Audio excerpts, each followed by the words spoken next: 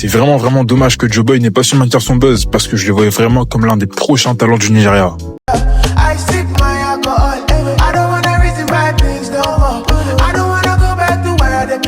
Joe Boy, on va dire que c'est à partir de 2019 qu'il a vraiment commencé à péter avec son EP Love and Light et notamment avec le son Baby qui avait cartonné. À côté, dans l'EP, t'avais aussi de très bons sons comme Beginning, comme Don't Come Back avec Mayor Kun qui était un très très bon son et beaucoup l'avaient découvert à ce moment-là. Il avait ce son particulier, il avait vraiment cette facilité en termes de mélodie et ensuite il avait enchaîné avec un premier album qui était excellent, sûrement l'un des meilleurs de 2021.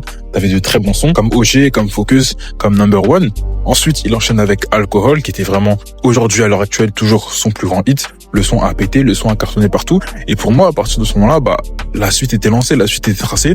Il avait vraiment tout pour devenir une superstar. Bien sûr, aujourd'hui, c'est pas fini. Évidemment, il n'est pas finito. Mais quand tu compares avec la suite de sa carrière, son deuxième album qui n'a pas forcément cartonné, un EP entre-temps qui n'a pas été foufou. Et aujourd'hui, le public s'est un peu lassé, le public est un peu passé à autre chose. Surtout qu'on sait que dans ce pays-là, des artistes forts, t'en as tous les jours, t'en as toutes les 4 matins. Aujourd'hui, c'est difficile un peu pour lui de retrouver le buzz qu'il avait, mais en tout cas, en termes de talent, pour moi, il était vraiment boosté. Il était vraiment super fort. On va voir ce qu'il va proposer par la suite, mais force est de constater qu'il n'y a plus le même engouement.